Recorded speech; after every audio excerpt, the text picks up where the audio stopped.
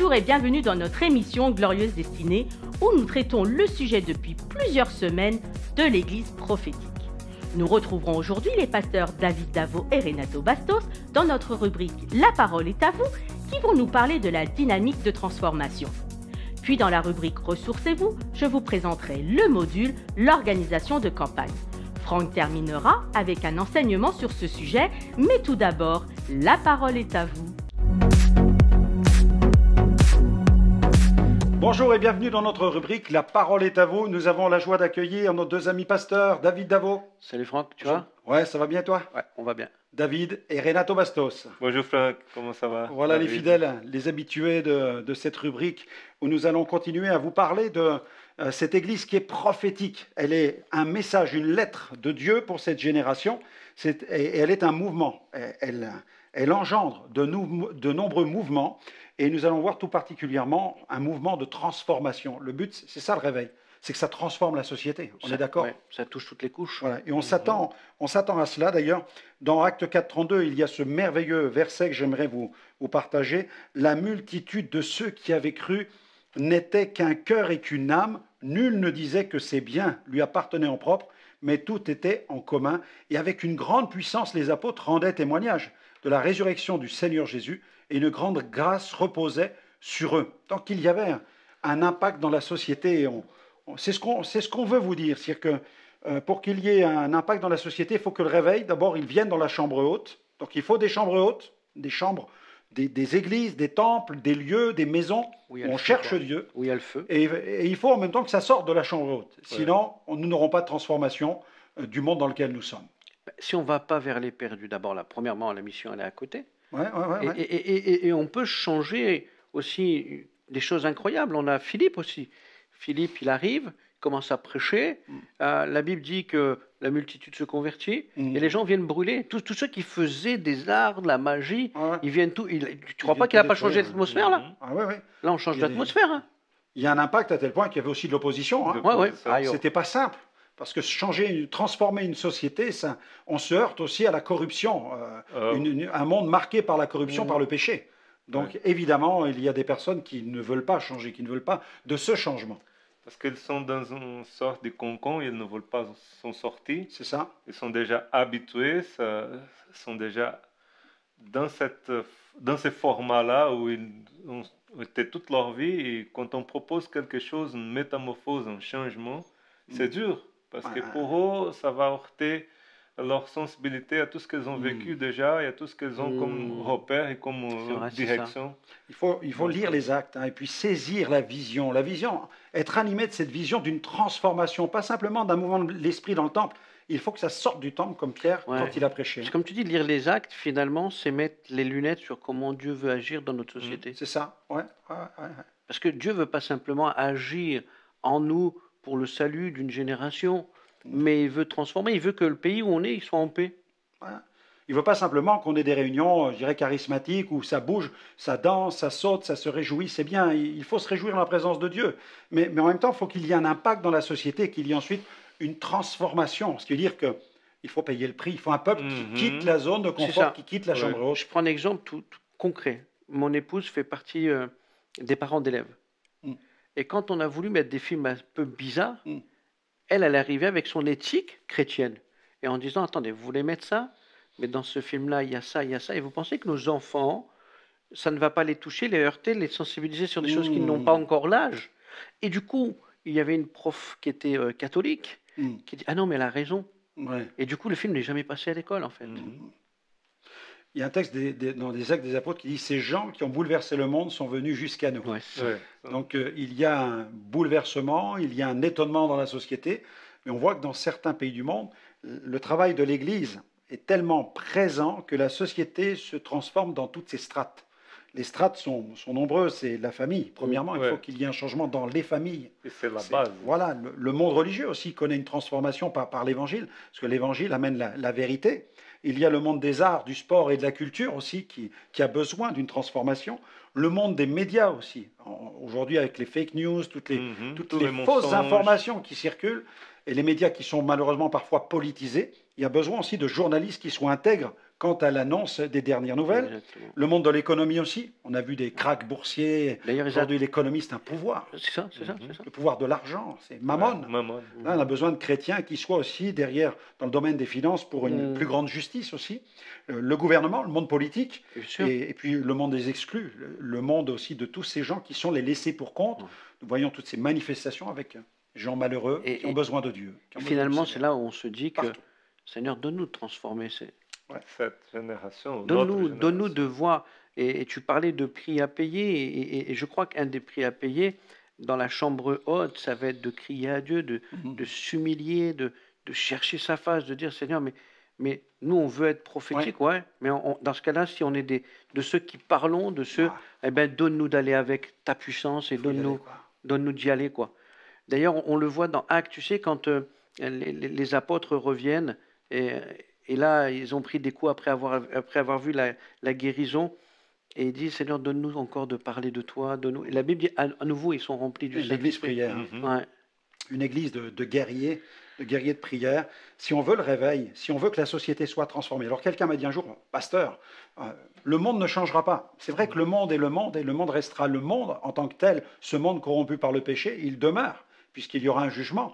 Mais il faut savoir que l'esprit rédempteur fait que des hommes et des femmes rachetés par le sang de Jésus apportent l'esprit de la rédemption là où ils sont. Et ils apportent aussi une transformation dans la façon de gérer les finances, dans la façon d'éduquer les enfants, dans la façon de gouverner un pays. Je suis Ouais. convaincu qu'il y a des hommes de Dieu qui rencontrent des gens haut placés Placés. et qu'ils peuvent prier pour eux, ils peuvent témoigner C'est clair. et même donner des conseils. J'en connais quelques-uns, Ouais. j'ai vu cela, j'en ai été le témoin. Et dès que l'occasion se présente, il ne faut pas avoir crainte ni peur. Ouais. Il ne faut pas avoir peur. Il ne Non, faut pas non. se laisser intimider Non. par cet esprit d'intimidation qu'il y a J'étais dans le monde. dans un pays africain, puis une voiture arrive, au gîte protestant où j'étais, avec des ninjas, des hommes avec des bandanas et des kalachnikovs, des armes, et on me dit, on frappe à ma porte, j'ouvre la porte, je vois ces gens d'armes, j'ai cru à un kidnapping, et on me dit, le Premier ministre veut vous rencontrer. Je dis, ok, d'accord, j'ai pensé que c'était un mensonge, mais non, c'était vrai, on m'a mis dans une voiture officielle, on m'a emmené chez le Premier ministre, j'ai patienté dans son salon une dizaine de minutes, il est arrivé, il m'a offert un verre, il m'a dit, je suis chrétien évangélique, je me suis converti par le biais des groupes bibliques universitaires, je ne cache pas ma foi dans ce pays, mais c'est pas toujours facile, priez pour moi, pasteur, j'ai voulu que vous veniez simplement prier pour moi. J'ai prié pour lui, on a passé la soirée ensemble, il me dit, est-ce que vous accepteriez d'intervenir demain, on a le déjeuner des ministres, pour parler aux ministres qui sont là, en tout cas pour prier pour eux. Je suis venu, et le lendemain, au cours de ce déjeuner, il y avait la ministre de l'Éducation nationale. Il donne la parole à chacun. Et lorsqu'arrive le tour de cette dame, elle prend la parole, elle s'effondre en larmes.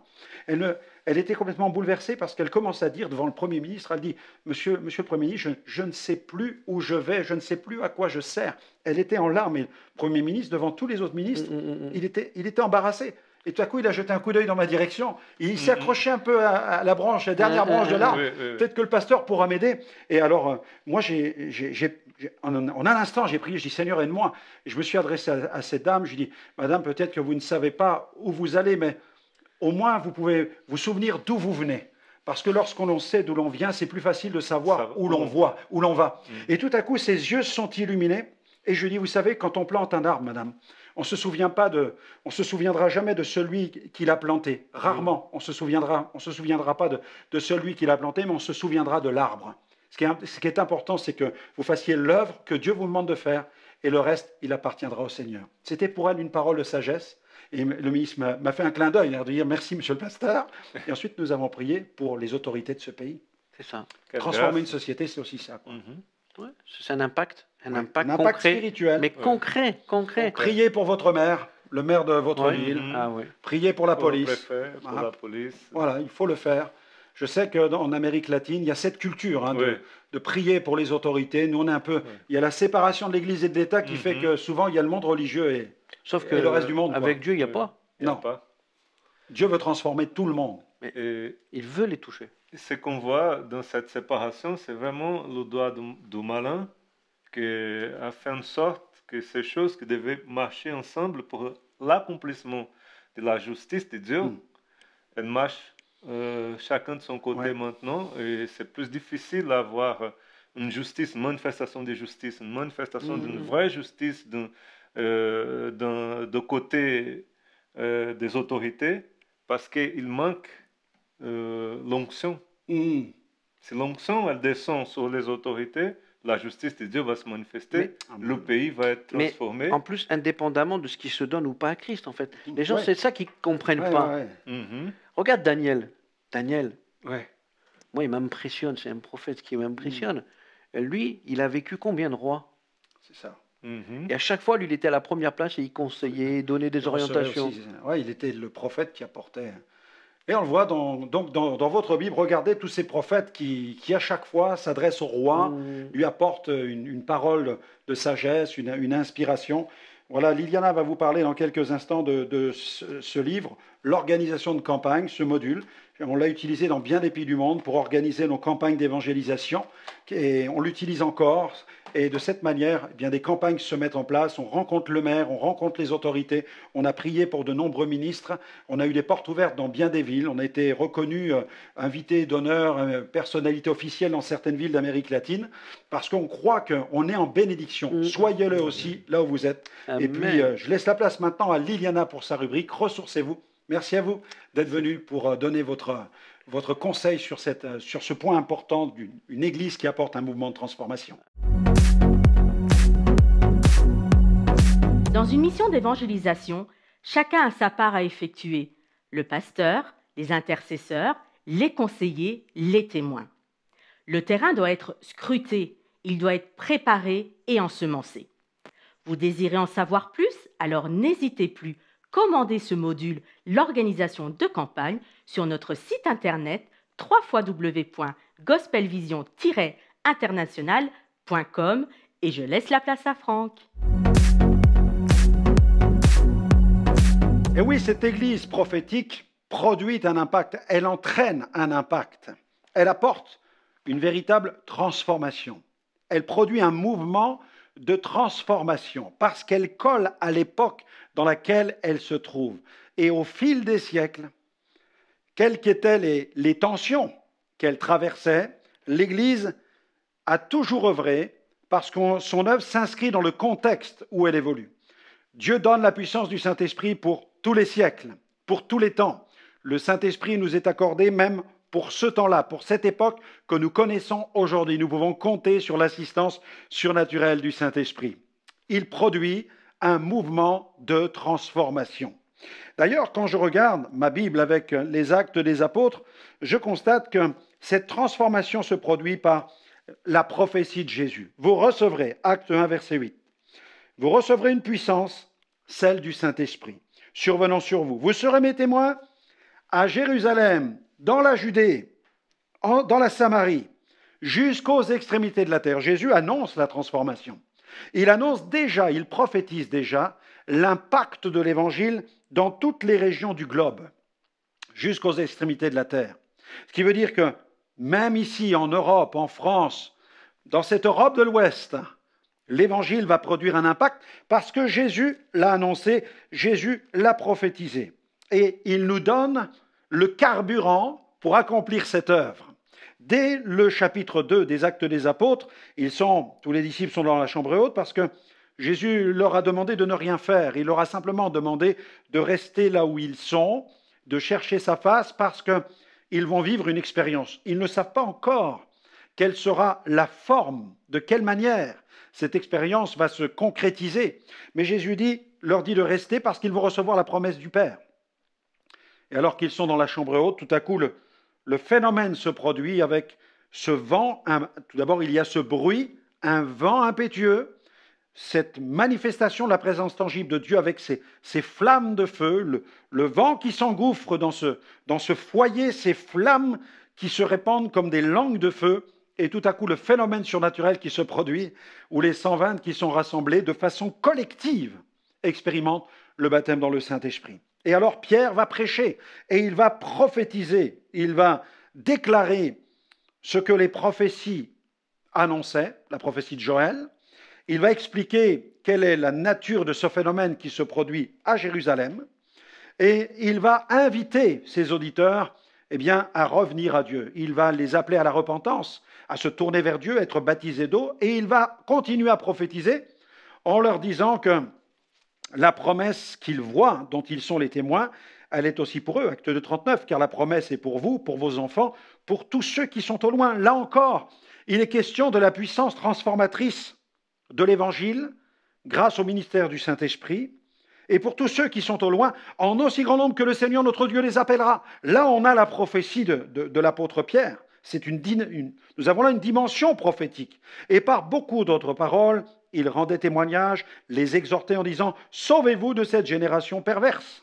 Donc, promesse de la puissance du Saint-Esprit. Ensuite, il y a un miracle, la guérison du boiteux, puisque Pierre et Jean se rendent au temple. Et là, il y a un boiteux qui est là à l'entrée. Pierre et Jean lui disent « Nous n'avons pas d'argent, nous n'avons pas d'or, nous n'avons rien à te donner, mais ce que nous avons, voilà, nous te l'offrons, c'est gratuit. Au nom de Jésus-Christ de Nazareth, lève-toi et marche. » Et le prenant par la main, ils l'ont fait lever. Et l'homme d'un bond s'est mis debout, il a marché. Une démonstration miraculeuse, un phénomène surnaturel. Mais ça n'est pas tout, puisque ce miracle va enclencher de vives réactions d'opposition de la part du Sanhédrin, des Juifs religieux, et les apôtres vont demeurer dans cette proclamation, acte 4:12, le salut ne se trouve en aucun autre, car il n'y a sous le ciel aucun autre nom donné parmi les hommes par lequel nous devions être sauvés. Et on va les empêcher, on va leur adresser de vives menaces, on va vouloir les empêcher, les faire taire, ne pas annoncer ce nom de Jésus. On va les menacer, on va les arrêter, mais ils vont être rapidement relâchés. Et l'Église, que fait-elle ? Elle prie et la transformation continue. Maintenant, Seigneur, sois attentif à leurs menaces, donne à tes serviteurs d'annoncer ta parole avec assurance.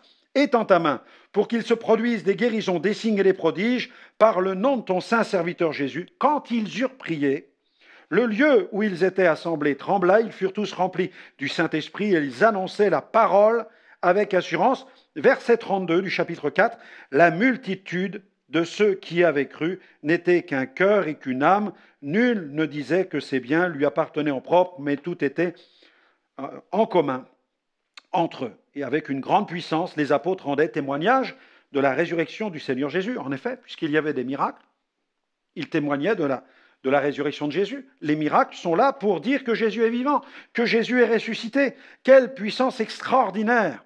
La multitude de ceux qui avaient cru n'était qu'un cœur et qu'une âme. Il y a là la transformation même de Jérusalem. Jérusalem est en train de vivre une transformation. Le chapitre 5 nous parle du ministère de l'apôtre Pierre, où, lors du passage de Pierre, son ombre couvrait les infirmes. Voilà, on mettait les infirmes et les possédés dans l'ombre de Pierre, et il y avait des miracles. On apportait des malades et des gens tourmentés par des esprits impurs, et tous, le texte dit, tous étaient guéris. N'est-ce pas là une puissance transformatrice? L'Église devient prophétique, l'Église devient réponse, l'Église devient parole, elle apporte la réponse et la parole dont le monde a besoin, lorsque dans l'ombre de ses serviteurs, de ses prédicateurs, de ses messagers, la gloire de Dieu se manifeste, lorsqu'il y a des guérisons, lorsqu'il y a des miracles. Nous avons besoin d'une effusion de l'Esprit dans ces temps d'obscurité où l'ombre des ténèbres s'épaissit. Mais ce que nous avons besoin surtout, c'est de l'ombre de l'Éternel, de marcher sous son ombre à lui, afin que la gloire de Dieu se manifeste. Nous devons réaliser cela. La multitude de ceux qui avaient cru n'était qu'un cœur et qu'une âme. Il y a une véritable transformation de la société. Il y a quelques années, je me trouvais au Guatemala et j'ai eu l'opportunité de rencontrer deux autorités majeures dans ce pays. Un matin, on m'a emmené rencontrer le chef de la police nationale. Et quand je suis entré dans l'espace, dans les bureaux, dans le secteur où il y avait la police de Guatemala City, on m'a introduit dans une salle de conférence et quand je suis entré, j'ai vu de nombreux groupes de policiers autour des tables et puis un homme qui s'est approché, qui a pris place derrière un pupitre. Il avait sa tenue de policier guatémaltèque avec le macaron, la grande casquette, un peu comme peuvent les avoir les policiers américains. Et puis là, l'homme, derrière le pupitre, a sorti un livre et c'était un livre avec une couverture en cuir noir avec le macaron de la police nationale dessus. C'était la Bible. Et il a commencé à enseigner tous les policiers. Et en fait, tous ces policiers qui étaient là par petits groupes étaient en train de prier. C'était la réunion de prière des policiers de Guatemala City avec le chef de la police nationale. Et nous avons eu l'ouverture pour rencontrer le maire de Guatemala City, M. Arzu, qui était vraiment un homme qui a permis au Guatemala de se développer. Et pendant Pendant 1h30, cet homme m'a reçu dans son bureau. Nous avons parlé de l'importance, de l'implication des églises évangéliques et il a salué l'engagement de ces églises lorsque l'ouragan Stan est passé sur le pays, que les routes ont été démolies, les ponts, lorsque des villages entiers ont été saccagés par l'ouragan. Il a dit ceux qui ont permis le relèvement du pays, eh bien ce sont les évangéliques parce que les églises se sont unies pour relever la nation. Il reconnaissait la puissance de transformation qui se produit au moyen de l'Église de Jésus. Il nous faut être habités par la vision de la transformation. Le réveil, c'est une société transformée. C'est l'Église qui se réveille, qui se lève, qui se met en mouvement. Et parce que l'Église est en mouvement, la conséquence, c'est un mouvement de Dieu ensuite dans le monde. Il ne faut pas réduire la vision de l'Église au simple temple dans lequel nous exerçons un ministère à quelques centaines de mètres carrés. Non, le royaume de Dieu n'est pas enfermé dans cette boîte qui s'appelle le temple. Dieu soit béni pour les temples, Dieu soit béni pour les églises locales. Chaque semaine, je prêche dans ces endroits-là parce que les croyants s'y rassemblent pour célébrer leur Dieu. C'est une grâce que d'avoir un temple pour pouvoir célébrer Dieu. Et bien des chrétiens se sont sacrifiés pour bâtir des temples afin qu'ils puissent s'y réunir librement. Mais nous ne devons jamais perdre de vue que le royaume de Dieu, nous ne pouvons pas l'enfermer dans les murs d'une bâtisse. Le royaume de Dieu, il veut gagner du terrain en permettant à des multitudes d'intégrer l'Église du Seigneur Jésus. Il y a ce passage qui m'a toujours interpellé dans les Actes des Apôtres au chapitre 18, alors que Paul est en train d'évangéliser Corinthe. Il fait face à de l'opposition, mais le Seigneur dit à Paul en vision pendant la nuit, « Sois sans crainte, mais parle, ne te tais pas, car moi je suis avec toi. » C'est Jésus qui parle. « Moi je suis avec toi. Personne ne mettra la main sur toi pour te faire du mal, parce que j'ai un peuple nombreux dans cette ville. Lorsque Dieu veut que nous accomplissions une œuvre, nous l'accomplirons. Personne ne pourra nous en empêcher. Personne ne pourra même nous faire du mal. Si Jésus a décidé que personne ne nous touche, personne ne nous touchera. Il arrive bien entendu que des chrétiens soient martyrisés, soient mis à mort, soient maltraités physiquement, parce que Dieu le permet. Mais il arrive aussi que Dieu dise non, personne ne mettra la main sur toi. Et écoute-moi bien, là où tu es dans le pays où tu te trouves, si Dieu veut t'utiliser pour accomplir une œuvre, s'il y a des menaces autour de toi, si même ta vie est en danger, sache une chose, si Jésus a résolu que personne ne mette la main sur toi, personne ne mettra la main sur toi. Et tu pourras permettre le développement d'une œuvre là où tu te trouves. Mais pour cela, il te faut être animé de l'esprit de Josué et de Caleb. L'esprit de Josué et de Caleb, c'était un esprit de victoire. On se souvient de l'exploration du pays de Canaan avec la vision des géants. Ils ont été face aux géants. La réalité était là. Ils étaient c'était plus qu'une vision, c'était une réalité. Ils se sont trouvés en face de géants, d'hommes d'une grande taille, et ils ont été saisis de crainte, sauf deux des 12, Josué et Caleb. La Bible dit qu'ils étaient animés d'un autre esprit, certainement parce que face à ces colosses, ils avaient pensé qu'ils ne pourraient pas rater leur cible. Certains pensent que le colosse va les vaincre, mais Josué et Caleb avaient pensé que le colosse ne pourrait pas leur échapper. Ils étaient animés d'une vision de conquête, ils étaient animés d'un autre esprit. Le mouvement de transformation est un mouvement initié par le Saint-Esprit.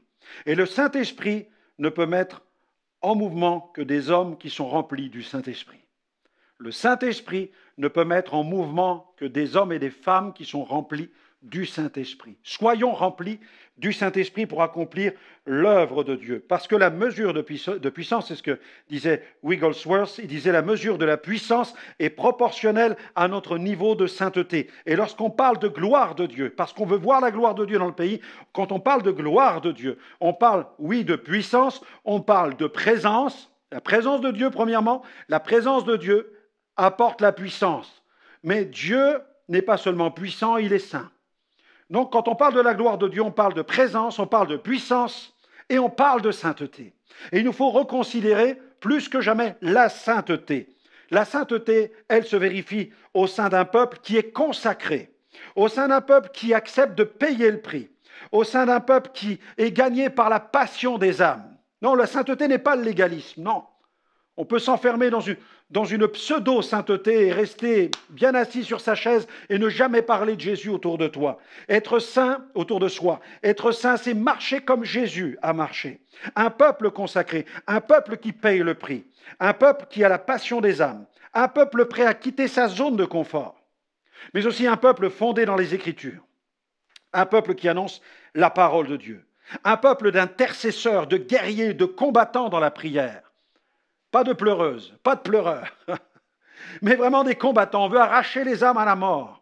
Nous sommes animés de l'esprit de rédemption, et cet esprit de rédemption nous a tellement gagnés que cet esprit résonne même dans l'intercession de l'Église. C'est bien de prier pour les besoins légitimes d'une assemblée, alors que les gens périssent et qu'il y a un peuple nombreux dans la ville. L'Église doit quitter cette vision, je dirais, centrée sur elle-même, égoïste, égocentrique, pour une vision, elle doit passer dans la vision christocentrique, une vision centrée sur Jésus. Qu'est-ce qui animait Jésus? Qu'est-ce qui portait Jésus? Jésus était oint du Saint-Esprit, il était porté par la vision de la conquête des âmes et il se battait pour que tous puissent entrer dans la bergerie, que tous puissent être sauvés. Nous devons réaliser que cet impact, ce mouvement de transformation va avoir un impact dans toutes les strates de la société, dans la strate sociale, au niveau de la famille. La famille a besoin de l'Évangile. Dans le monde religieux, tous ceux qui ont des religions, qui croient dans des dieux, dans un Dieu, qui croient dans toutes sortes de choses, ont besoin de connaître la vérité. Dans la strate du monde des arts, du sport, du spectacle, là aussi, tous ceux qui font vibrer la société ont besoin de réaliser que Dieu existe.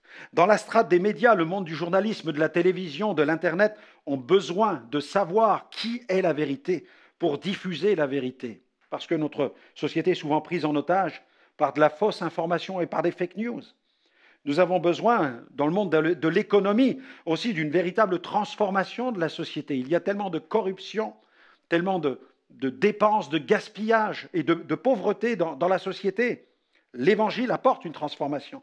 Dans la strate du gouvernement, le monde politique, le monde des ministres, des préfets, des maires, tous ceux qui sont engagés, tous ceux qui sont décisionnaires dans la société ont besoin d'être inspirés, d'être soutenus par Dieu, ont besoin d'une église qui prie pour eux, ils ont besoin eux-mêmes de revenir dans l'autorité des Saintes Écritures. Et puis dans la strate du monde des exclus, les pauvres, tous les laissés pour compte, ont besoin de savoir qu'ils ne sont pas abandonnés, mais que Dieu les aime, car la Bible dit que si l'église détourne son oreille du malheureux, elle criera et Dieu ne répondra pas à ses prières. Voilà, Dieu veut transformer toute la société.